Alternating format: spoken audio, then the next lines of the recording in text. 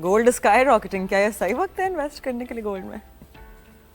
देखिए, एक one rule of thumb that we all should follow is that not everything that shines is gold, right? तो investment में जो भी चीज ऊपर जा रही होती है, तो you should not always just FOMO, fair of missing out करके आपको नहीं घुसना चाहिए कि आपको मेजॉरिटी लॉस होगा।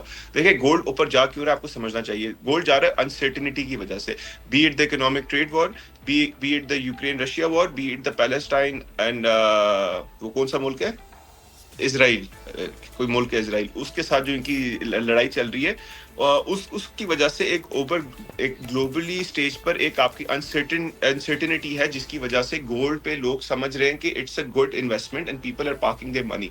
वी नीड टू अंडरस्टैंड, हम सबको पता है gold is a safe haven asset, ये हर कोई बंदा बात करता है, बट देखिए gold is an unproductive investment, but nonetheless it offers a, आपकी जो पैसा है वो उसको इन्फ्लेशन से बचा लेता है, right? So inflation will not eat away your money if you put it in gold. So the main reason why gold was going up was because President Trump came into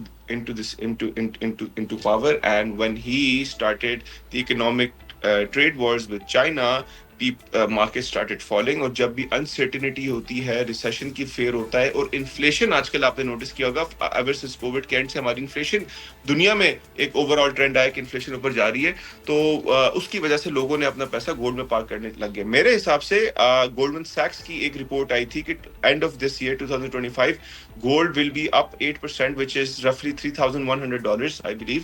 तो gold है bullish, but nonetheless gold is a safe haven asset. अपना नहीं पैसा होगा park ना, तो करना gold में जिसने सस्ते पे खरीद लिया था उसी को फायदा होगा। अब किसी ने खरीदना है तो doesn't make any sense, right?